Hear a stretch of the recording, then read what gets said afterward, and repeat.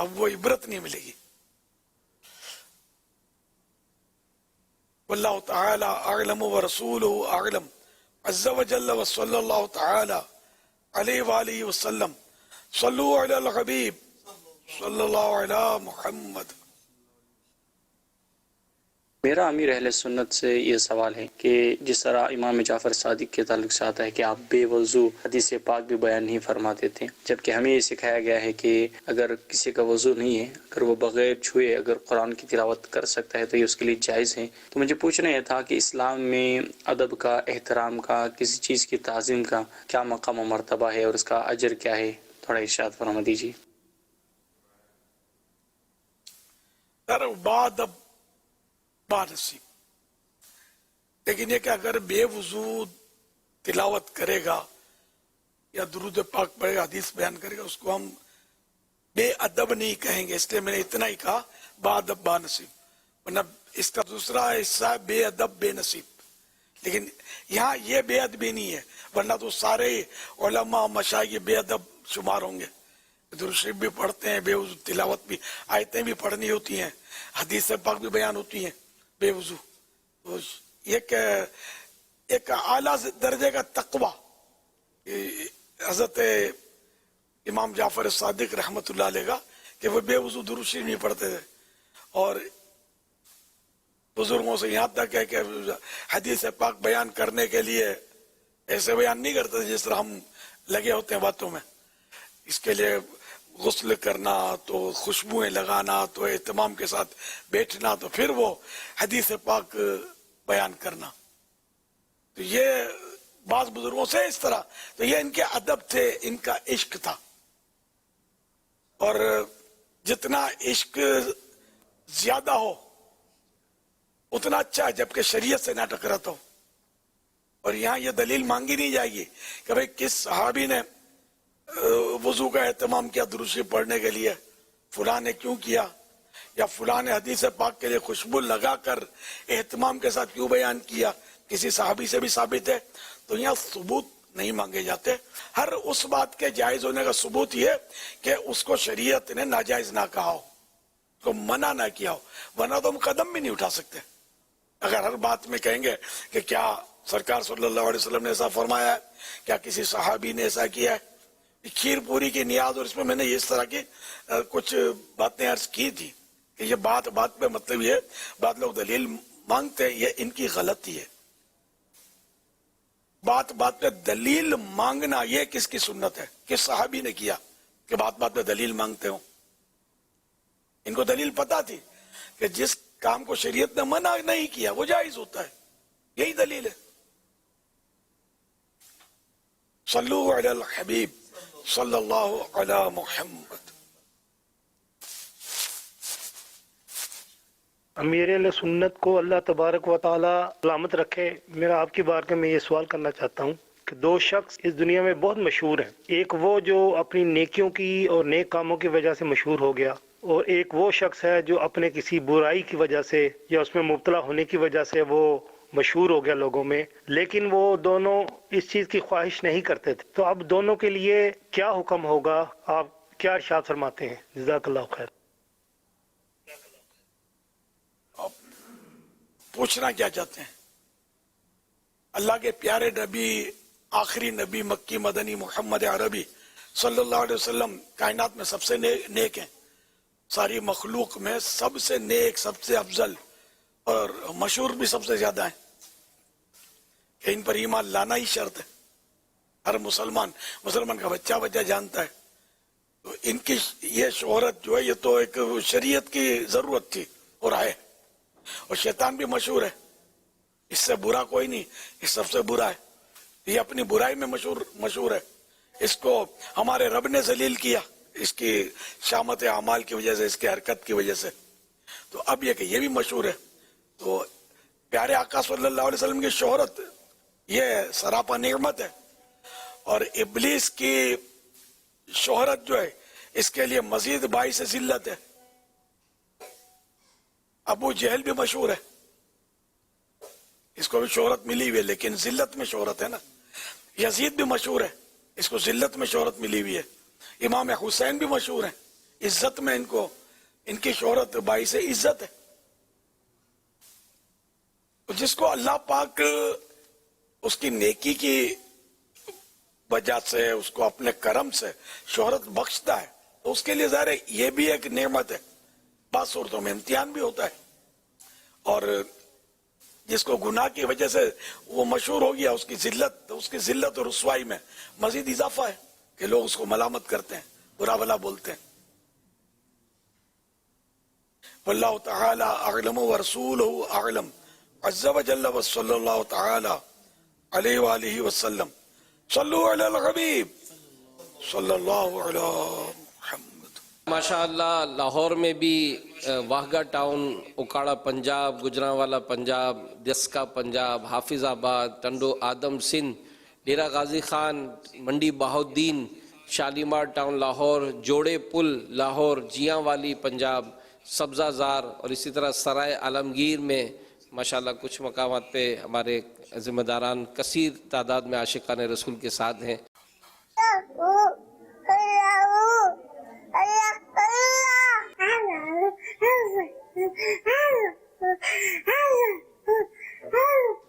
میں آپ کو رجب کے بارے میں بتاتی ہوں. رجب اللہ پاک کا پسندیدہ مہینہ ہے. آئیے ہم ملتے رجب کی دعا پڑھتے ہیں.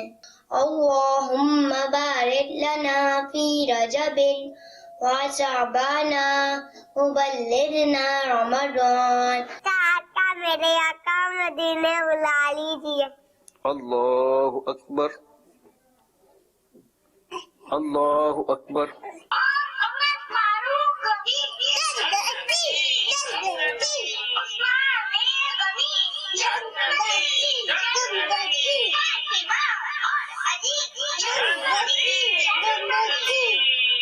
میں آپ کو حضرت علی کے بارے میں بتاؤں گا. آپ کا نام حضرت علی ہے، آپ کی کنیت ابو تراب ہے، آپ کا رقم شیر خدا ہے. نعرہ حیدری یا علی یا علی، نعرہ حیدری یا علی یا علی. ایسا یا گستر ہمیں ہو کیوں کر ادو کا ابڈر سخا کے پہ کر. صداقتوں کی دلیل جعفر، نبی کے عکس جمیل جعفر، حسین صورت حسن کی سیرت، علی کے ابن جلیل جعفر، علی کے ابن جلیل جعفر. حضرت امام جعفر صادق، حضرت امام جعفر صادق، جعفر صادق، جعفر صادق، جعفر صادق. ماشاءاللہ مدارس المدینہ، جامعۃ المدینہ، دار المدینہ، اور آپ نے جو ماشاءاللہ اس بار ترغیب دلائی تو کثیر مقامات پر الحمدللہ مساجد میں، گھروں میں امام جعفر صادق رحمۃ اللہ تعالیٰ علیہ کی نیازوں کا اہتمام ہوا. الحمدللہ الحمدللہ.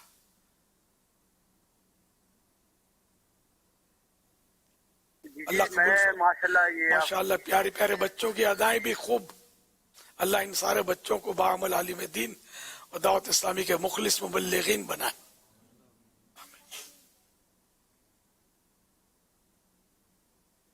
جی میں ماشاءاللہ یہ آپ کا مدنی چینل ہے، اسے میں دیکھتا ہوں اور اس سے بہت متاثر ہوں کہ ماشاءاللہ بہت بہت میں اکثر یہ پروگرام بھی دیکھتا ہوں. ماشاءاللہ ابھی بھی اچھا آپ لوگ اس میں مطلب کیا اور اسلام کے لیے، دین اسلام کی آپ لوگ کام کرتے ہیں، اس میں تبلیغ کرتے ہیں، تو آپ لوگوں کو میں اپنی طرف سے بہت تعریف بھی کرتا ہوں. جی سوال یہ ہے کہ ہمارے یہاں کیونکہ اسلام ہے، اسلام میں کچھ ایسے مطلب نماز کے آداب لازمی ہوتا ہے نا، انہیں ہر ایک نے سیکھنا ہوتا ہے نا. جی تو اس وجہ سے میں نے کہا کہ اگر آپ نماز کے آداب ہمیں سکھا دیں، لائیو جو لوگ نماز کے آداب آپ نے سکھا دیں، پڑھا دیں، تو یہ آپ کی مہربانی ہوگی. اور نماز کے آداب تو بہت سارے ہیں، نماز کا ایک پورا طریقہ ہے. تو اس میں اگر کوئی مخصوص مسئلہ آپ پوچھنا چاہیں نا تو انشاءاللہ وہ عرض کر دیں گے. باقی نماز کا طریقہ وغیرہ بھی مدنی چینل پر بیان کیا جاتا ہے، اور اس کے علاوہ اور بہت سارے مسائل بیان کیے جاتے ہیں. الحمدللہ. اور اس کے رسالے کتابیں موجود دعوت اسلامی کی ویب سائٹ پر نماز کے طریقے وغیرہ وضو کا طریقہ پریکٹیکلی سب آپ انشاءاللہ دیکھ سکیں گے. ماشاءاللہ آپ کا جذبہ مرحبا. صلو علی الحبیب صلی اللہ علی محمد. یہ کسی کا میسج ہے ہمارے پاس کہ کرائے کا گھر ہے اور مجھے رشتہ نہیں مل رہا. تو ان کا جذبہ تو یہ کہ آپ سمجھائیں کہ اگر کسی کا کرائے کا گھر ہو تو بھی رشتہ دیا جائے. تو اس معاملے میں آپ کیا رہنمائی فرمائیں گے؟ اللہ کریم اچھا نیک رشتہ نصیب کرے عافیت والا. اس میں کرائے کے مکان میں رشتہ نہیں ملتا ایسا نہیں ہوتا. اب دنیا کے تو کئی ممالک آپ کو ملیں گے غیر ملکی وہاں کرائے پر ہی رہتے ہیں, ان کو اونرشپ ملتی ہی نہیں ہے, شادیاں بھی کرتے ہیں. تو اسی طرح کرائے کے مکان والے بھی شادیاں کرتے ہیں. جن کے پاس مکان نہیں ہوتا شادیاں ان کی بھی ہو جاتی ہیں. جوڑا لوہے محفوظ پر لکھا ہوا ہے, تو جہاں لکھا ہوا ہے وہاں انشاءاللہ ہو ہی جائے گا. خالی کرائے کے مکان یہ وجہ نہیں ہوتی ہوگی, ہو سکتا ہے اور کوئی بھی وجہ ہو جس کی وجہ سے مطلب یہ کہ وہ رشتہ نہیں ملتا اور ذہن میں یہ بیٹھ گیا ہو یا کسی نے بول دیا ہو کہ بھئی کرائے کا مکان ہے اس لیے رشتہ نہیں ملے گا. ایسا کچھ بھی نہیں ہے. ہمت رکھیے, انشاءاللہ رشتہ بھی مل جائے گا انشاءاللہ. صلو علی الحبیب صلی اللہ علی محمد. الحمدللہ مدینہ پاک میں ہوں اور حضور صلی اللہ علیہ وسلم سید الشہداء رضی اللہ عنہ اور دیگر مزارات پہ جہاں جہاں حاضریاں ہیں وہاں پہ آپ کا سلام بھی پیش کیا. یا سیدی آپ کی بارگاہ میں ایک سوال ہے یہاں سے کہ مدینہ پاک میں کچھ ہوٹلز اس طرح کے بنے ہوئے ہیں کہ جن کا کمرہ جو ہے وہ بالکل عین گنبد خضرا کے سامنے, جیسا یہ آپ دیکھ رہے ہیں یہاں پہ کھڑکی سے گنبد خضرا روضہ پاک کا جو ہے وہ نظارہ ہوتا ہے. تو یا سیدی ہماری اس میں تربیت فرمائیں کہ آداب کے حساب سے اگر کسی کا اس طرح سے کمرہ ہو یہاں پہ تو کن کن باتوں کا خاص طور پہ خیال رکھا جائے. ظاہر سی بات ہے ادب تو یہاں پہ بہت زیادہ کرنے کی عادت ہوتی ہے, لیکن اب اس طرح کا کمرہ ہو تو اٹھتے بیٹھتے میں کوئی بے ادبی نہ ہو جائے. ہماری اس میں تربیت فرمائیں, ہمیں کوئی مدنی پھول ارشاد فرمائیں کہ اگر ایسا کمرہ ہو تو مزید کن باتوں کا خیال رکھا جائے. جزاک اللہ خیرا. ماشاءاللہ مدینہ منورہ کی حاضری مبارک ہو.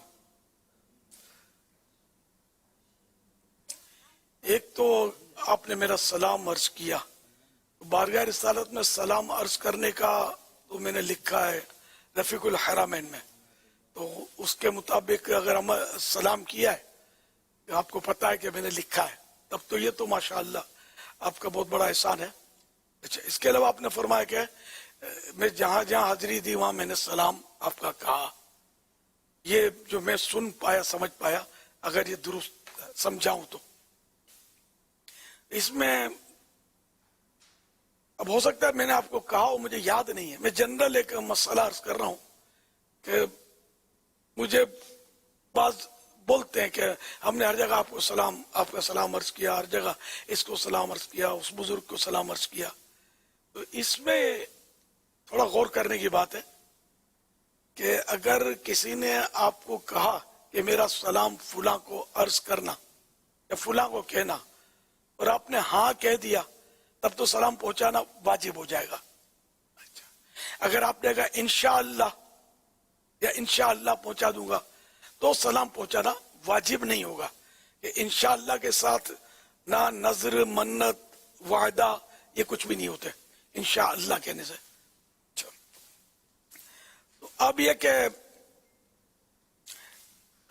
کچھ بھی نہیں کہا تھا, آپ جا رہے ہیں مدینہ شریف حج کے لیے مثال کے طور پہ, اور کسی نے کہا کہ میرے لیے دعا کرنا. تو اب یہ کہ صرف وہ دعا کا انہوں نے کہا ہے, میرا سلام کہنا یہ نہیں کہا. اب آپ نے اپنی مرضی سے اس کو سلام بھی کہہ دیا, یا ویسے کسی دوست کا, گھر والوں کا, خاندان والوں کا سلام عرض کر دیا کہ یا رسول اللہ آپ کو فلاں نے سلام کہا ہے, میرے ماں نے سلام کہا ہے, تو میرے دوست نے سلام کہا ہے, میرے استاد نے سلام کہا ہے. تو یہ سب یہ جھوٹ کی فہرست تیار ہو رہی ہے, کیونکہ آپ کو کہا نہیں ہے نا کہ سلام کہنا. اس لیے مطلب اس میں محتاط الفاظ یہ ہو سکتے ہیں کہ جیسے بارگاہ رسالت میں ہر ایک مسلمان سلام عرض کرنا پسند کرے گا، لیکن اتنی سب کچھ وہ نہیں ہوتا کہ ہم بولے بھی کہ میرا سلام عرض کرنا. تو اس کی صورت یہ ہے کہ بارگاہ رسالت میں یہ عرض اب اتنی محبت ہے کہ بھئی میرے استاد کا سلام پہنچے سرکار کو. تو اب یہاں تو محتاط کو الفاظ بھی مل نہیں رہے مجھے. میں اس طرح عرض کرتا تھا کہ یا رسول اللہ جو آپ کو سلام عرض کرنا چاہتے ہیں ان کا سلام قبول فرما لیجئے. یہاں فکس نہیں ہوا نا کوئی کہ چاہتا تو ہر مسلمان ہے، اس طرح کے الفاظ ہوں. ورنہ کہ آج کل اس میں بھی لوگ یہ نیکی سمجھ کر اور سامنے والے کو خوش کر دیتے ہیں کہ ہم نے آپ کا سلام بول دیا، وہ بھی خوش ہو جاتا ہے. لیکن وہ جو بھی گناہ تھا یا جھوٹ تھا وہ پہلے ہو چکا. یہ بہت باریک نکتہ ہے، یہ بہت ہو رہا ہے. اس پر بہت غور کرنے کی ضرورت ہے، اس سے بچنا بھی ضروری ہے. اب دعا کرتے رہیں، دعا میں کوئی کہے کہ دعا کرنا یہ ضروری نہیں ہے، اور دعا بغیر بولے بھی کرتے رہیں، نو پرابلم. سلام کہنا کسی فرد کو یہ مطلب یہاں پرابلم ہے.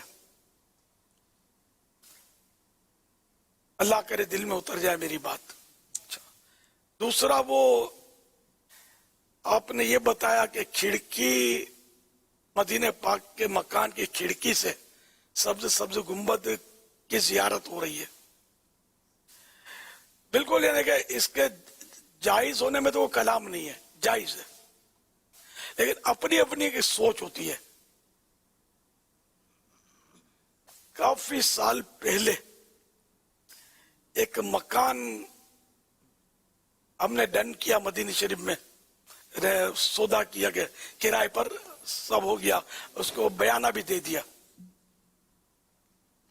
اچھا اب وہ اوپر ہم پہنچے منزل پر، تو کسی نے مجھے کہا کہ یہاں سے تو سبز گنبد کی زیارت بھی ہوتی ہے، آؤ دکھاؤں تم کو. اس نے دکھایا مجھے. اب اسلامی بھائی سامان چڑھا رہے تھے مدینہ شریف میں، ہم پہنچے ہی تھے ابھی. میں تھوڑا یوں آڑا پڑا لیٹا اور میری ایک دم سوچ شروع ہوئی. میں نے کہا لگتا ہے کوئی بہت بڑی بھول ہو گئی ہے. اب ایک دم مجھے احساس ہوا اور مجھ پر ایک رقت طاری ہو گئی. میں نے کہا سرکار صلی اللہ علیہ وسلم کے روضہ پاک کو میں اوپر سے یوں دیکھوں، میری جرت، میں نے کر کیا لیا، یہ کیا کر دیا میں نے. تو میں تو بھائی وہ روتا ہوا ایک دم بھاگا اور سیڑھی اترنی شروع ہوئی. تو سامان لے کر اسلامی بھائی چڑھ رہے تھے. کیا ہوا کیا ہوا کیا ہوا؟ اب مجھے بولا نہیں جا رہا تھا. میں تو ایک دم جا کر میں نے گاڑی کھڑی تھی اس پہ سر رکھ دیا اور رونے لگا. تو ایک اسلامی بھائی وہ سمجھدار تھے، میری سوچوں کو سمجھتے تھے. وہ کہا مسئلہ کیا ہے؟ میں نے کہا یار آقا کا روزہ کھڑکی سے یوں جھانک کے ہمارا مکان اوپر. فوراً سمجھ جاتے نو پرابلم. بولا اپنے یار چھوڑ دیتے ہیں، مکان میں نہیں رہتے، آپ ہمت رکھیں، ہم انشاءاللہ دوسرا. تو پھر مکان مالک سے اس نے جا کے بات کی کہ ہم کو یہ نہیں چاہیے. وہ سمجھایا ہوگا اس کو، دوسرے بیچارے نے بیانہ بھی واپس دے دیا. پھر ہم نے جا کر وہ نیچے کا گھر لیا. پھر میں جب سرکار صلی اللہ علیہ وسلم کے دربار میں حاضری کے لیے پہنچا مسجد نبوی شریف، تو میری ایک دم ہچکیاں بن گئی کہ میں نے اب یار اتنا بڑا میں نے مسئلہ کر دیا، پر چلا گیا. اب میں کیسے جاؤں گا، کہ کس منہ سے جاؤں گا؟ میں تو وہ روتا ہوا ہچکیاں لیتا ہوا پلٹا. اور بس پھر میں اس کے بعد سے کبھی سنہری جالیوں کے پاس گیا نہیں ہوں. میں باہر سے سلام عرض کرتا ہوں. یہ میری اپنے مطلب، لیکن یہ جو بھی اوپر رہتے ہیں نیچے جھانک کے دیکھتے ہیں، شرن کو اس میں کلام ہی نہیں ہے. یہ سب 100% جائز ہے. بس پھر سے میں نے نیچے کا مکان جو تھا نا، وہ جب بھی مدینہ شریف کی حاضری ہوتی تو نیچے کا مکان لیتے تھے. لیکن اب بعد میں یہ ہوا کہ میری دیکھا دیکھی، اب سب کا وہ ذوق ہونا ضروری نہیں ہے، وہ سوچ ہونا بھی ضروری نہیں ہے. جو الیاس اوپر نہیں رہتا، اپنے بھی نیچے اوپر نہیں رہیں گے. تو اب نیچے ملتے نہیں ہے کمرے آسانی سے، یہ مسائل ہے. اور खामा खा मतलब ये कि मेरी वजह से बेचारे आजमाइशों में पड़े। अब लड़ाइयाँ भी होती होंगी, अब सारा घर हज के लिए गया, मदीने गया, अब बेटा मुझसे मोहब्बत करता, बोला नहीं हम नीचे। अब सारे माँ तो बहन तो खानदान तंग आ जाएगा कि यार ये क्या तू नए नए मसले खड़े करता है, बड़े बड़े उलमा ऊपर रहते हैं और तू ये नीचे किस जिद कर रहा है। कोई वाकई नाजायज भी नहीं है, बड़े बड़े उलमा रहते हैं। जब पता चला तो बाजों को मेरी मुखालफत भी की। एक ने मुझे दावत दी, उसका मकान ऊपर था। एक बार मदीने की हाजिरी में तो मुफ्ती अब्दुल हलीम साहब रहमतुल्लाह अलैह भी मदीने शरीफ में उन दिन होते, तो उन्होंने मुझे बताया कि वो फुला ने आपको दावत दी, और जब उनको मतलब आपने एक कहलवा दिया कि यार मैं नहीं आ सकता, आपका मकान ऊपर है, माजरत कर ली, तो वो आपको बुरा भला कह रहा था। तो खैर मैंने फिर मुफ्ती साहब को एक इत्र की शीशी पेश की। मैंने कहा हजरत आप थोड़ा सहमत करना, इनको बोलना कि मैंने इलियास को तुम्हारा ये बताया ना, तो इन्होंने वो तुमको इत्र का तोहफा दिया कि मैं बुराई तो कर नहीं सकूंगा, समझे कि मैंने जो भी किया वो जाहिर है कि मैं इसको फर्ज वाजिब तो नहीं समझता, ना कोई ऊपर रहता है इसको मैं गुनाह कहता हूँ या बेअदब कहता हूँ, तो कुछ भी मेरा एक ज़ौक़ था, ऊपर रहना भी तो वाजिब नहीं है ना। तो यूं मैंने उसको हसन बसरी रहमतुल्लाह अलैह का वो वाक़या भी गलबन सुनाया। मैं उसी निस्बत से हसन बसरी रहमतुल्लाह अलैह को जब किसी ने अर्ज़ किया कि हुजूर फुला ने आपकी ग़ीबत की, तो आपने कहा ठहरो, फिर खजूरों का थाल भर के ले आए और फरमाया कि उसको जाकर दे देना कि तुमने मुझे अपनी नेकियां भिजवाई थी ना, तो और कुछ तो हम नहीं दे सकते, कुछ चंद खजूरें कबूल कर लो। तो उन्होंने कहा फिर ये इत्र की शीशी आप पहुंचा दीजिए। खैर फिर वो एक इस मदनी वार को मैं मुकम्मल करूं तो इस तरह के वो आदमी बहुत पावरफुल आदमी था यूं देखा जाए तो, और निस्बतों वाला आदमी था। अल्लाह ने बहरहाल उसका दिल फेरा।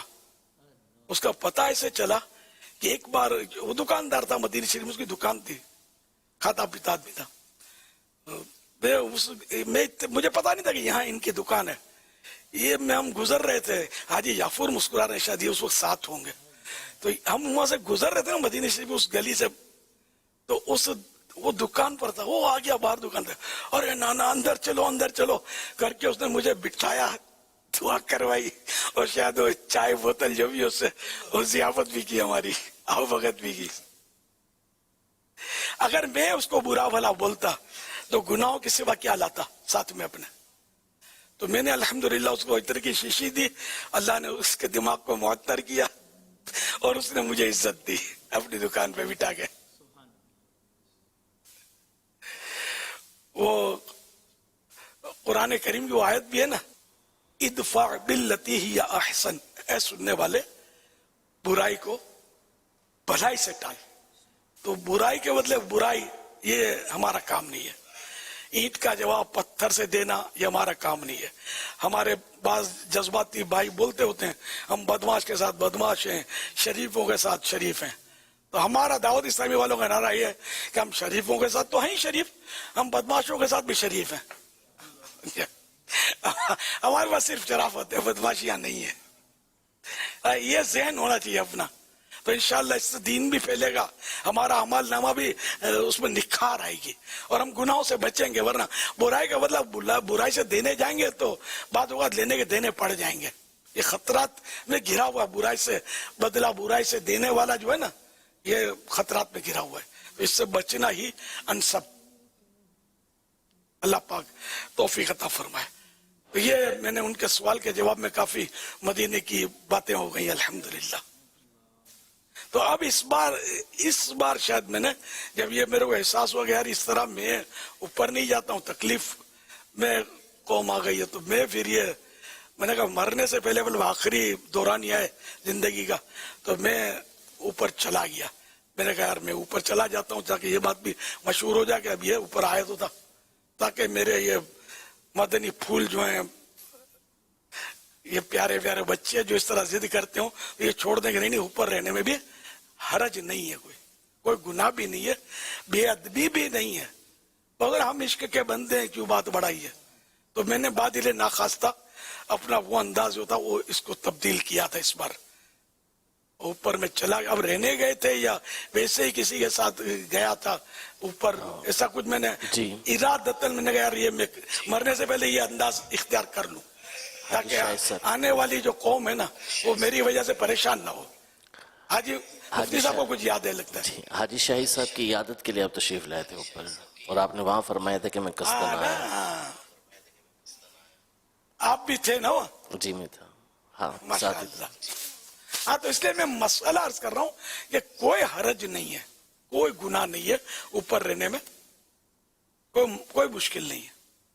जो अगर ऊपर नहीं जाता उसको बुरा भला कहने में बहुत बड़ी मुश्किल है। यार बुरा भला कहेंगे तो उसका दिल दुखेगा ना, यार मैंने तुमको कब कुछ बोला यार, तुमसे तो कुछ भी नहीं छीना ना, मेरे को हुक्म शरीयत बयान कर रहा हूँ तो मेरा दिल नहीं करता। तो ठीक है मदीने में तो हूं ना यार मैं, साए में तुम्हारे हैं किस्मत ये हमारी है, कुर्बान दिलो जानम क्या शान तुम्हारी है। सल्लू अलल हबीब सल्लल्लाहु अलैहि मुहम्मद। साए में तुम्हारे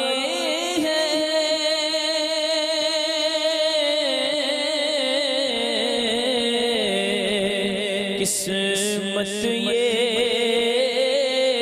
हमारी है, किस्मत ये हमारी है,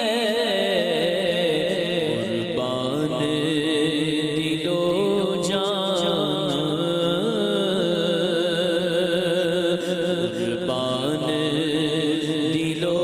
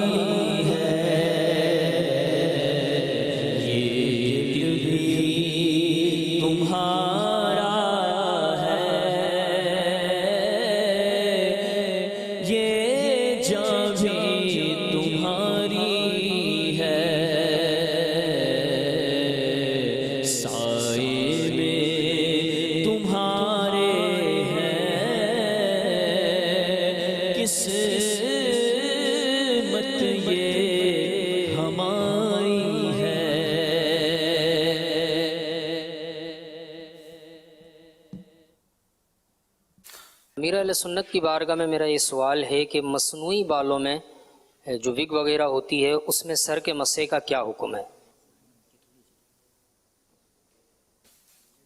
अगर वो विग उतारना मुमकिन है तब तो विग उतारनी होगी, और बाज़ वक़्त बाल उगाए जाते हैं तो जो बाल उगाए जाते हैं ना इंसानी बाल लगाकर, ये तो उगाना खुद नाजायज है, लेकिन अब किसी ने उगा लिए हैं या कोई ऐसी सूरत है कि वो बिल्कुल चिपके हुए हैं और किसी केमिकल वगैरह से चिपका दिए, भले वो दागे वगैरह हो, तो अब उतरना जब मुमकिन नहीं है कि खींचेंगे तो जख्मी होगा और नुकसान होगा इसका, तो अब ये ऊपर ही मसा कर ले।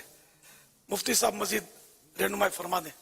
जी इसी तरह है कि एक तो विग लगाई जाती है जो उतर आती है, वो तो गुस्ल के अंदर उतारना फ़र्ज़ होगा ताकि पानी बहाया जा सके, और वज़ू में भी ज़रूरी होगा ताकि मसा किया जा सके।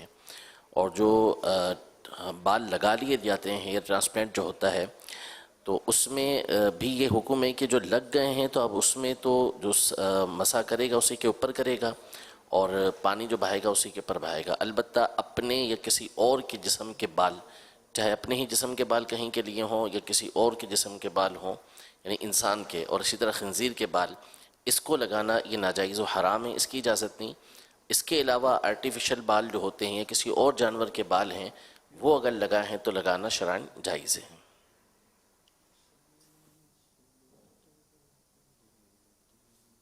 سور کے بال نہیں